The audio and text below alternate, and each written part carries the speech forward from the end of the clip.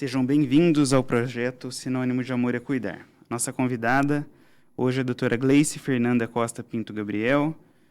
Doutora Gleice, boa tarde. Boa tarde. A doutora é graduada em Medicina pela Universidade Federal do Mato Grosso do Sul, especialista em pediatria, com área de atuação de hepatologia gastropediátrica e mestrado em pediatria pela Unesp, Botucatu.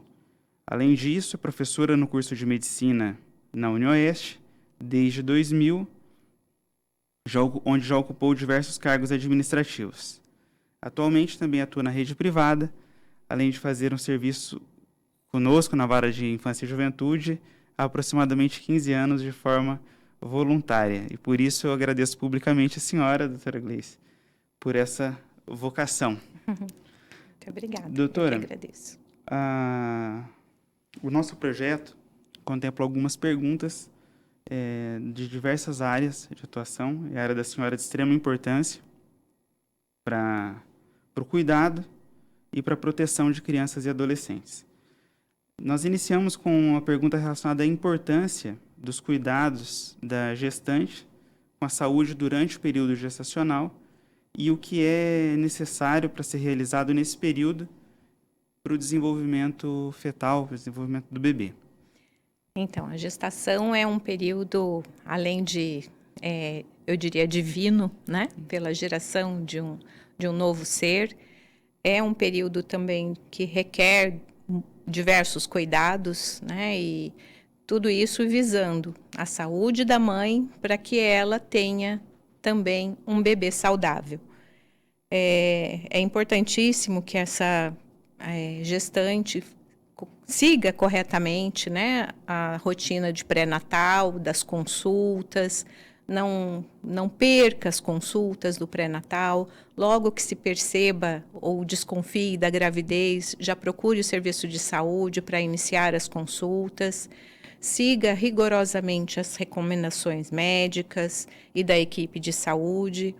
Então, a alimentação é fundamental, que ela tenha uma alimentação adequada, que também cuide com determinadas substâncias, né, que podem trazer certamente prejuízo ao desenvolvimento do bebê, como a ingestão de álcool, o hábito de fumar, ou até mesmo, né, outras substâncias ilícitas, que com certeza vão prejudicar o desenvolvimento da criança.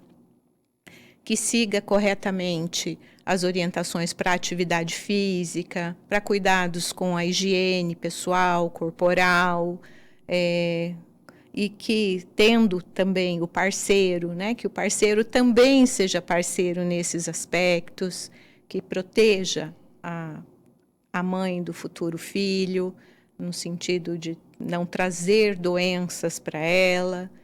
E a gestação é um período em que a vida, né, faz vida. Então, não precisa, logicamente, se não houver uma recomendação médica específica, se privar de trabalhar, de cuidar da casa, de cuidar da família, mas precisa, sim, se privar de tudo que possa prejudicar o desenvolvimento do bebê.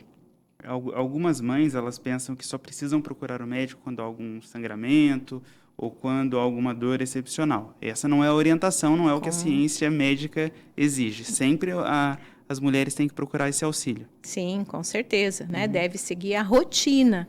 Normalmente, a rotina é de uma consulta por mês, pelo menos, né? Lógico que vão existir situações em que isso pode ser até mais intensificado a cada 15 dias, toda semana, né? Vai depender de como vai evoluir a gestação, como vão vir os exames laboratoriais, né? Sempre é feita uma checagem do estado de saúde da gestante, avaliada a pressão arterial, porque é uma das situações que podem vir com complicações, né, no decorrer da gestação. Os exames sorológicos de infecções, né, para excluir a possibilidade de alguma infecção no período de gestação, que com certeza vai afetar o desenvolvimento do embrião e do feto.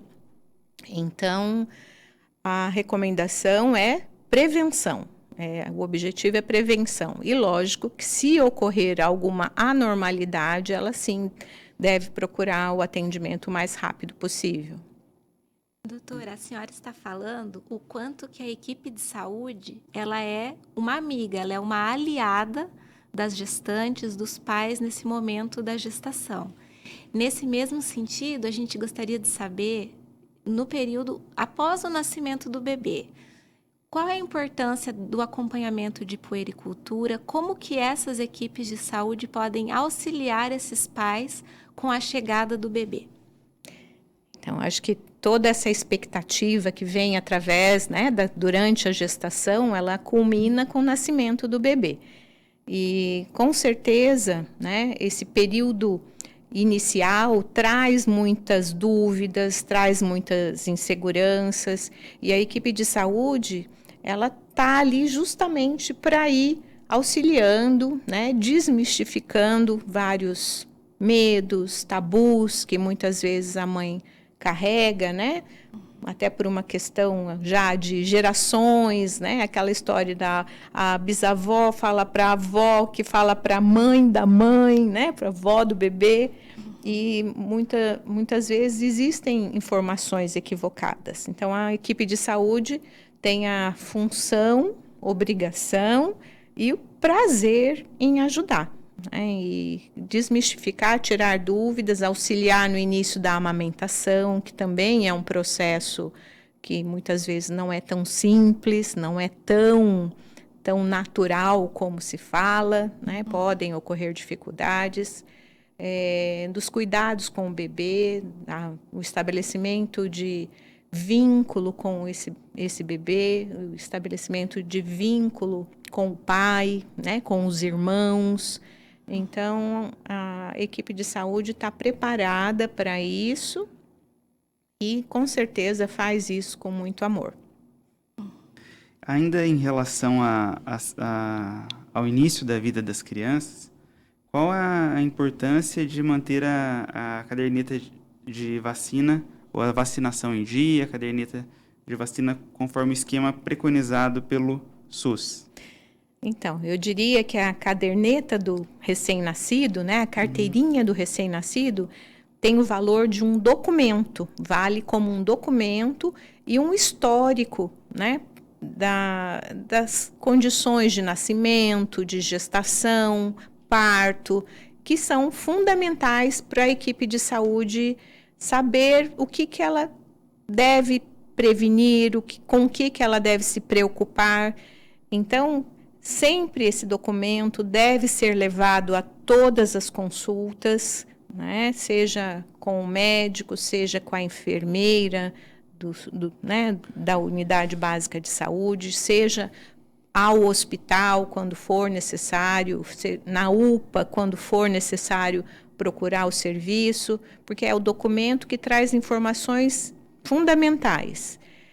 A carteirinha de vacina está dentro disso, né? E a vacina, eu diria que foi um dos melhores avanços, né, na medicina, porque efetivamente as vacinas previnem doenças. Muitas vezes elas podem também, né, diminuir a gravidade de uma doença, mas na maior parte das vezes ela realmente evita que a criança tenha aquela doença para a qual ela foi vacinada.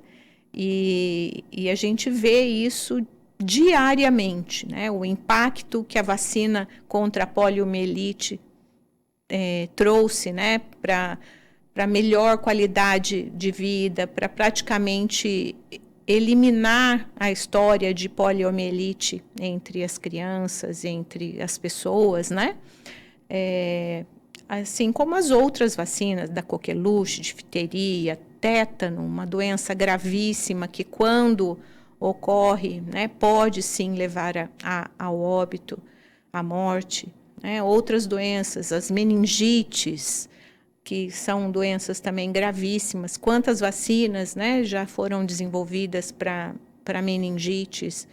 E isso, hoje a gente observa uma queda muito significativa na ocorrência de casos como esses. Então, a vacina com certeza é um grande avanço e ali na carteirinha vai estar documentado como que está a situação vacinal da criança. E é algo que é gratuito e chegando ao posto de saúde, os profissionais já vão orientar qual é a próxima vacina. Não há uma necessidade dos pais irem pesquisar qual vacina precisa tomar. Exato.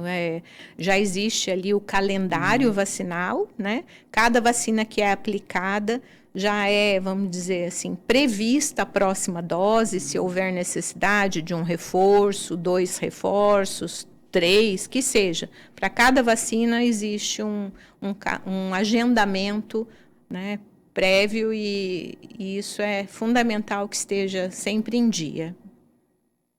E pensando em doenças, de que modo os pais estão em casa com seus filhos podem observar quais sinais, sintomas eles devem se atentar e se orientar e buscar auxílio? E onde buscar auxílio? Assim, em quais casos o pai deve buscar a unidade, o posto de saúde?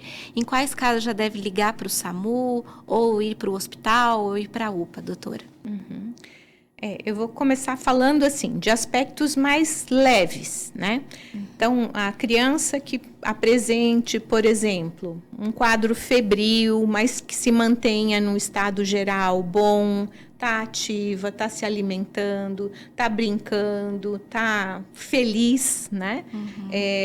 A mãe pode até aguardar, vamos dizer assim, medicar com antitérmico, observar que isso resolva, né, o problema da febre e não se repetindo o episódio ou, vamos dizer assim, a criança não mostrando nenhum sinal de abatimento, ela pode aguardar em torno aí de 24, 48 horas para daí tomar uma decisão de procurar o serviço, caso o sintoma não se resolva. Quando existir um sinal de alarme, que a gente chama, né? A gente costuma dizer que o sinal de alarme é febre muito alta, acima de 39, 40 graus, abatimento dessa criança, que ela fique sonolenta de forma não habitual, né? Quer dizer, cada mãe conhece muito bem o seu filho. Então, é fundamental que a mãe observe o estado geral da criança, a ocorrência de vômitos muito frequentes, que a gente chama de vômitos incoercíveis, aqueles vômitos que não param, não cessam, a ocorrência de sinais de desidratação, né? A mãe vai perceber a criança com olhos mais fundos, encovados, redução da saliva na boquinha da criança, ou mesmo alteração da pele, vamos dizer assim, do toque da pele da criança. A criança que tiver esses sinais, é necessário correr para uma unidade de pronto atendimento, né? Já caracteriza uma situação de maior gravidade. Situações leves, ela deve procurar, se não resolver a partir de 48 horas, agendar a consulta na UBS, que é onde, vamos dizer assim, está destinada a atendimento de situações leves ou mesmo de situações de rotina, né? Aquelas consultas agendadas de puericultura. E a UPA é para atendimento mais de emergência. O nível mais elevado, né, de complexidade é o hospital.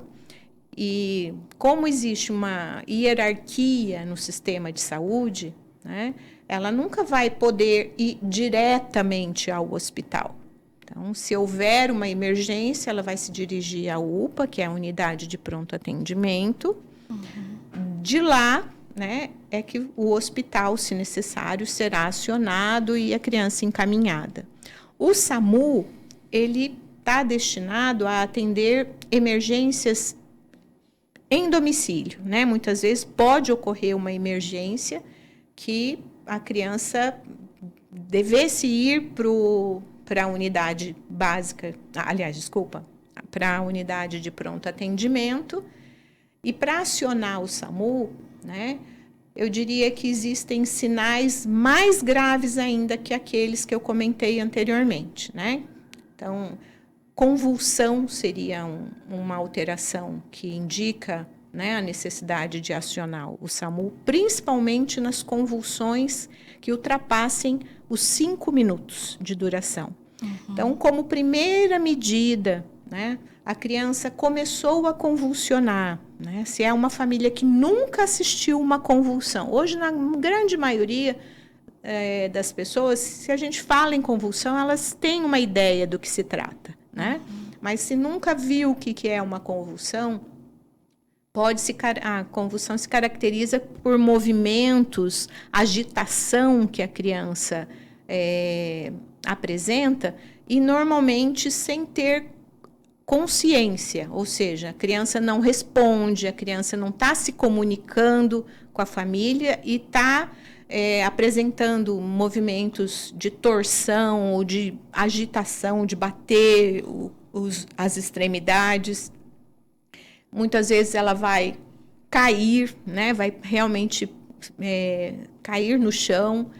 E o que a família pode fazer é proteger essa criança para que ela não se machuque com coisas que estiverem ao redor dela, né? Principalmente coisas pontiagudas.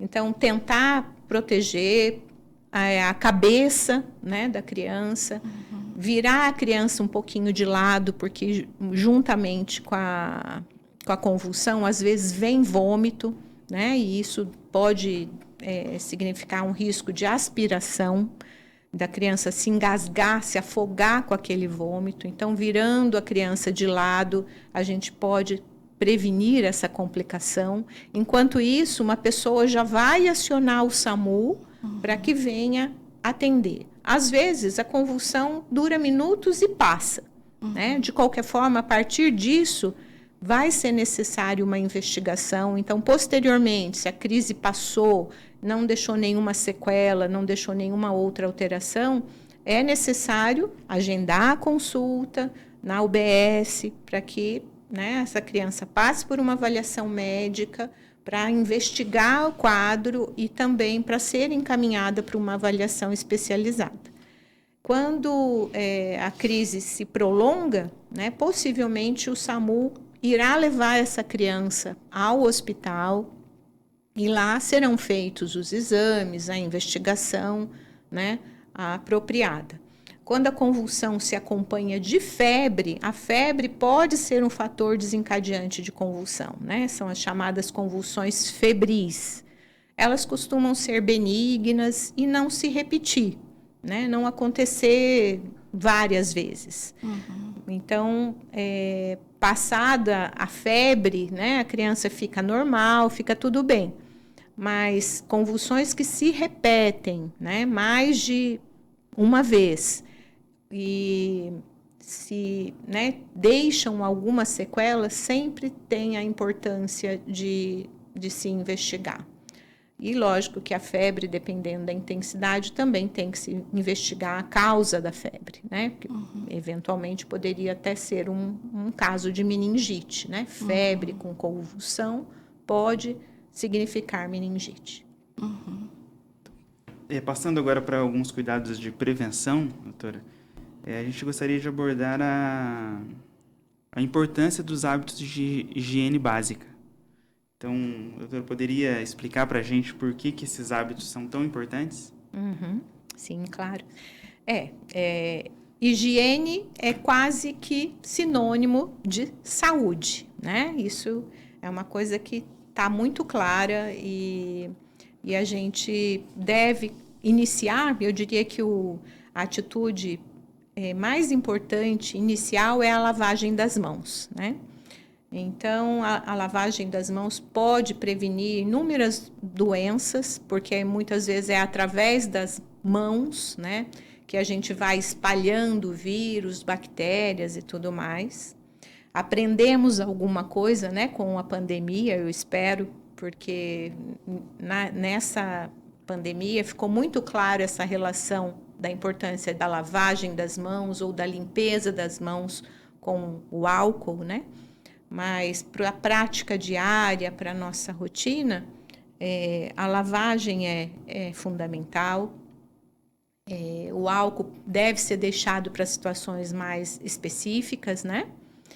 E deve-se lembrar, né, que sempre que a gente chega da rua, chegou em casa, vai pegar o filho, vai pegar a criança, lembrar de lavar as mãos, de preferência com água corrente, né, água também tratada, limpa, usar um sabonete para, vamos dizer assim, realmente a lavagem das mãos ter mais eficácia, secá-las com uma toalha limpa, ou até mesmo com toalha de papel, que é descartável, né? Não é reutilizada, porque a toalha também pode se contaminar.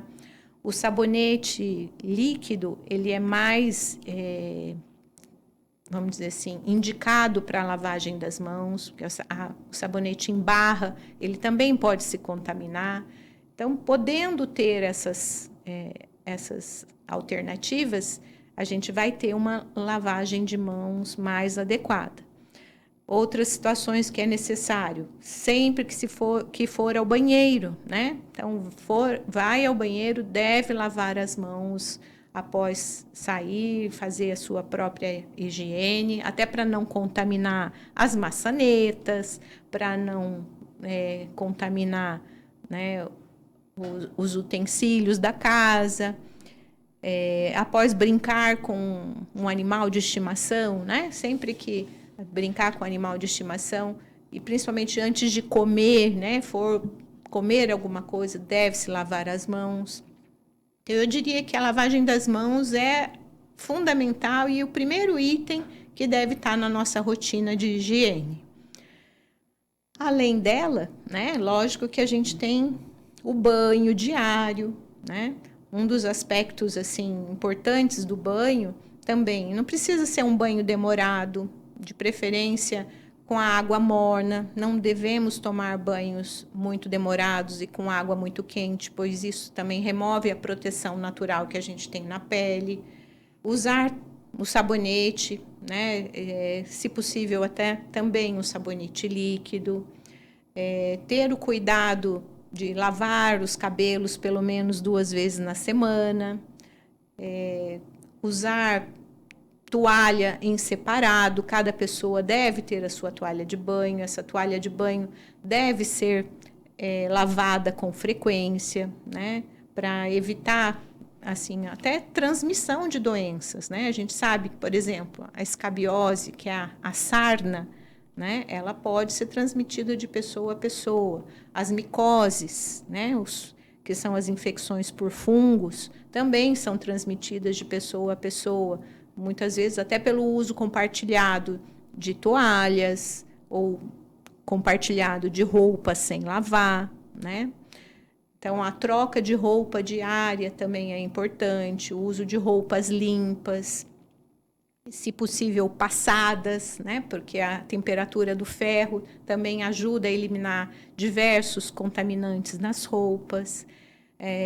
Não é raro a gente ver a ocorrência, por exemplo, de míase, o famoso berne, né? Que muitas vezes é adquirido com a roupa contaminada no varal. A roupa, né, tá lá estendida, a mosca vem, pousa, deixa a larvinha ali, a pessoa depois veste a roupa e adquire o berne, né? Então, o passar roupa é uma atitude importante, né? O estender a roupa em local apropriado, evitando que isso ocorra, também é importante. Enfim, são alguns dos aspectos de higiene corporal, né, que são Sim. fundamentais. A doutora explicou muito bem a questão da importância da limpeza das mãos e da relação com as doenças, mas além disso, é pior, por exemplo, um pai ou uma mãe que não limpa direito a mão, colocar a mão na boca de uma criança, ela não está com a imunidade totalmente formada. A doutora poderia falar um pouco sobre isso, sobre essa situação mais grave, dizer de uma forma mais simples? Sim, como eu falei, as mãos podem carregar doenças, né? E se você, vamos dizer, toca numa criança que tem a imunidade, né, realmente ainda baixa, que é uma imunidade que está em desenvolvimento, e aquela criança, vamos dizer, que tem essa baixa imunidade pode desenvolver doenças, mesmo infecção de pele, a própria micose também pode ser uma fonte de contaminação, né, para a criança.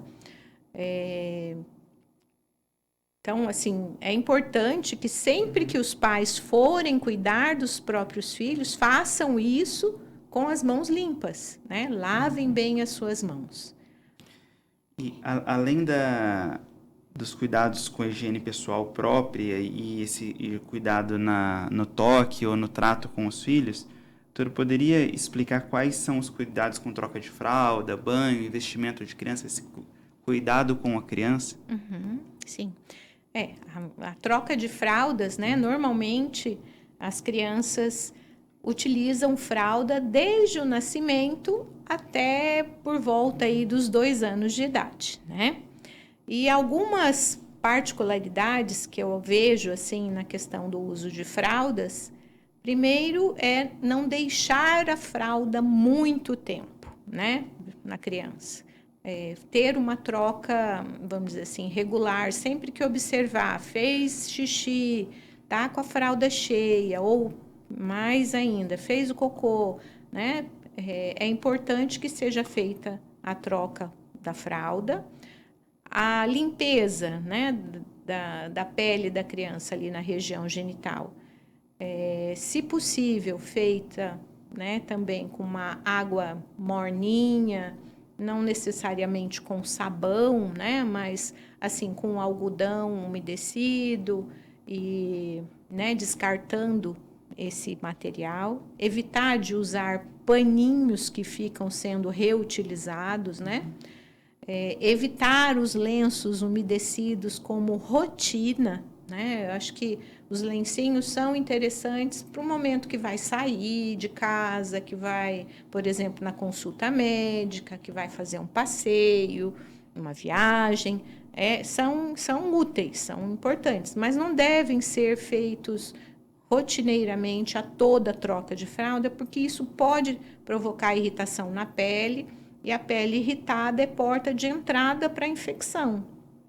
Então, sempre que possível, fazer com água morna e algodão, né?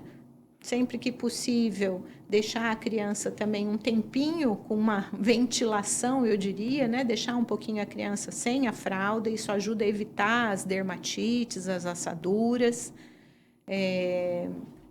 Fazer uma exposição ao sol, né? Bebezinhos novinhos que ficam usando fralda podem também sofrer com candidíase, né? Que é o mesmo agente que causa o sapinho na boca, às vezes causa o sapinho ali na região de fralda, né? E eles não gostam do sol. Então, deixar a criança uns minutinhos tomando sol, sem fralda, é uma forma de proteção para a região genital e para a pele da criança. A partir do momento que a criança mostra os sinais de prontidão, ou seja, lá perto dos 2 anos, quando ela for começar a demonstrar desconforto com as fraldas, vai se fazer o desfraude, né? Essa é uma fase também bem importante no desenvolvimento da criança e que é, né, assim, motivo até para uma outra conversa. E que exige bastante trabalho.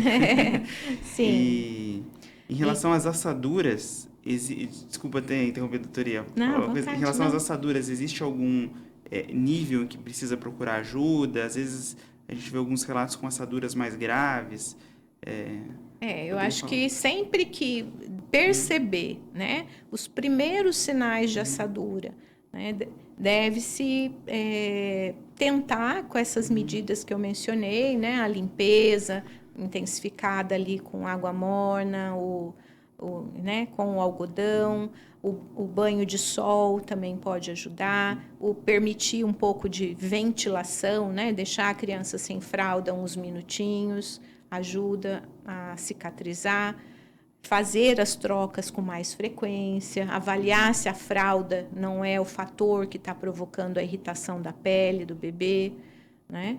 Mas sempre que isso não resolver, deve-se procurar atendimento de saúde, sim, inicialmente até mesmo nas UBSs, né? Para passar com o pediatra ou até com a enfermeira também, em geral, orienta bem. Algumas medidas caseiras podem ser adotadas, né? Quando a lesão de pele está ainda bem inicial, às vezes é só uma vermelhidão, pode-se tentar, por exemplo, maisena, né? Um enxágue com água de maisena ou a própria maisena colocada ali na região, às vezes refresca, já cicatriza, já resolve. Evitar talco.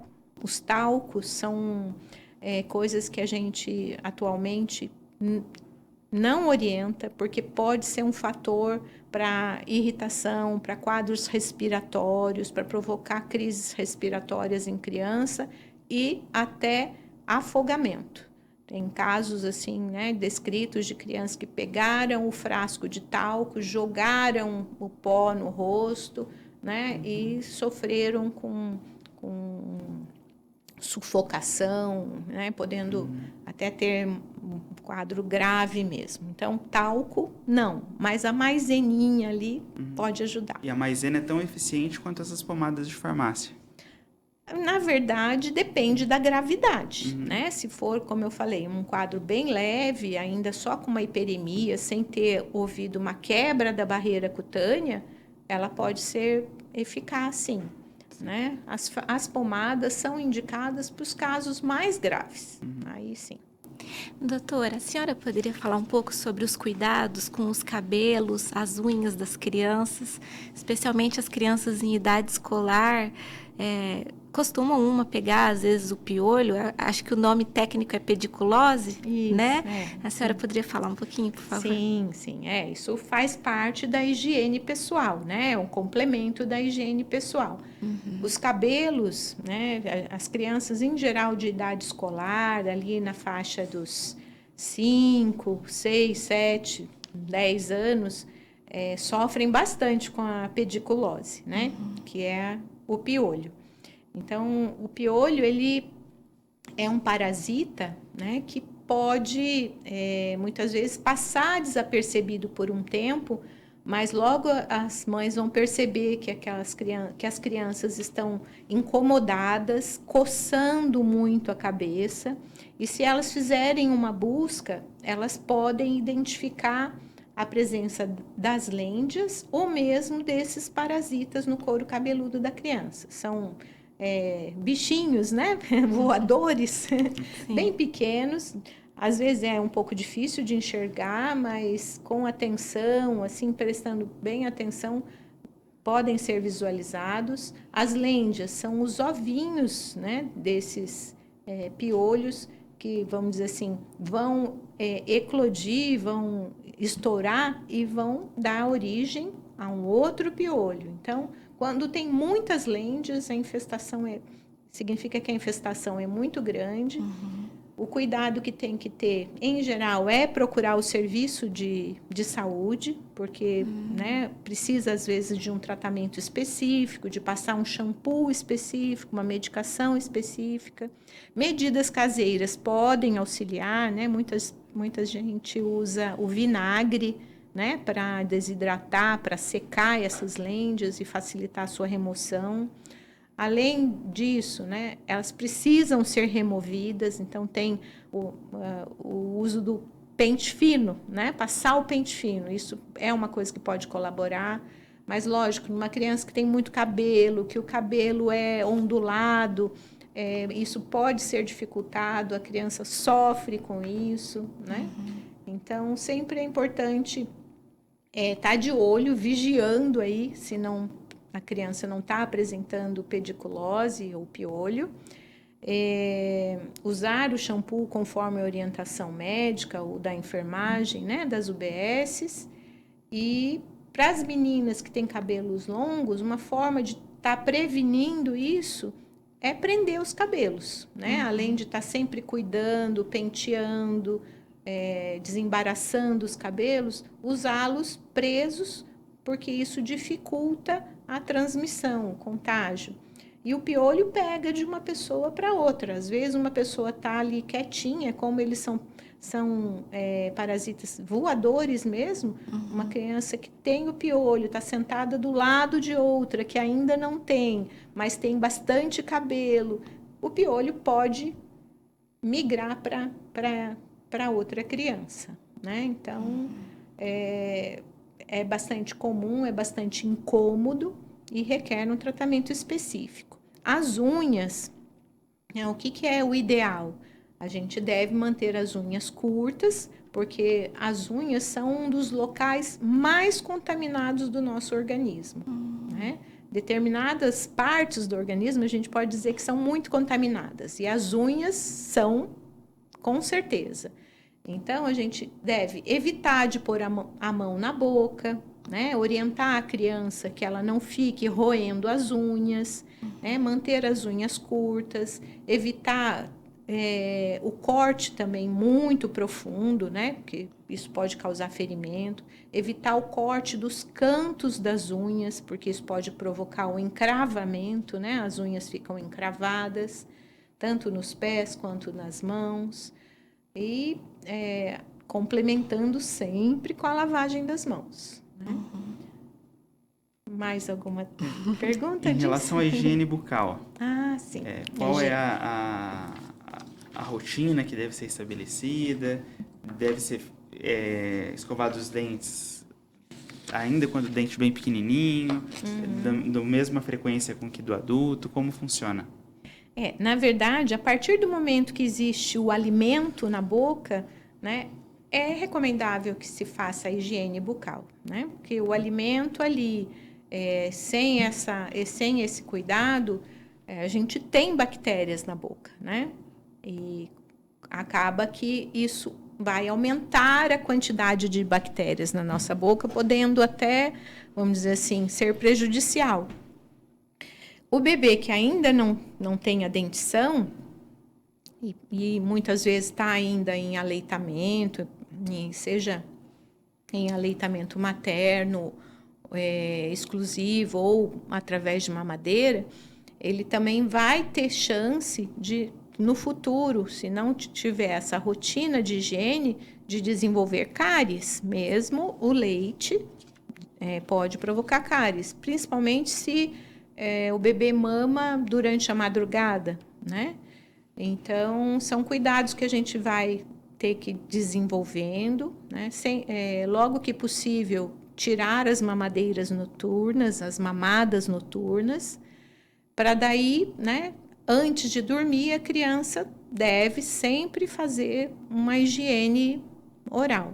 Nos bebês bem novinhos, pode-se utilizar das babitas, bem limpinhas, né, umedecidas com uma água limpa também, fazendo, né, assim, como se fosse uma remoção, né, de resíduo de leite, seja no interior da boca, sobre a língua do bebê, massageando a gengiva, né? As babitas são uma opção e a gente deve evitar, por exemplo, gaze, algodão, porque por serem pequenos, tem o risco de acidentalmente a criança ou engolir aquilo ou até ir para a traqueia, para laringe e obstruir a via respiratória da criança. Às vezes é um descuido, a criança mexe a língua e o algodão vai, né? Então, por isso que a babita, ela é maior, isso provavelmente não vai acontecer. Se for muito profundo, vai puxar, vai sair, beleza, né? Em relação os outros horários, que é importante a escovação, né? Sempre que acordar, né? É importante que se faça a escovação dos dentes. Após as refeições, cada refeição, né? Fazer a escovação. E sempre que houver dentes, né? Os dentes surgiram, já é momento de iniciar a escovação. A escovação é mais importante do que o uso de pastas, cremes dentais. Então, quando o bebê é bem novinho, a gente não precisa estar preocupado em utilizar pastas e cremes dentais, principalmente os que contêm muito flúor, né? Porque isso pode provocar mancha no dente do bebê se ele ingerir a pasta, né? A pasta é como um sabão, ela deve ser utilizada para limpeza, mas deve ser colocada para fora, não deve ser engolida pela criança. Então, até evitar que use, assim, pastas muito doces, né? Alguns pais, eles dizem, olha, o filho vai perder o dente daqui a algum tempo. Então, por isso não tem esse cuidado, não tem esse cuidado tão rotineiro. Isso é um mito? Isso é um engano. Eu diria que eles estão enganados, né? A saúde dental, ela deve começar, né, a partir do momento que o dente está presente. Se você deixar que os dentes do seu filho, porque eles vão ser substituídos por dentes permanentes futuramente, estraguem, você pode estar trazendo bactérias, né, para a boca que vão depois comprometer os dentes permanentes.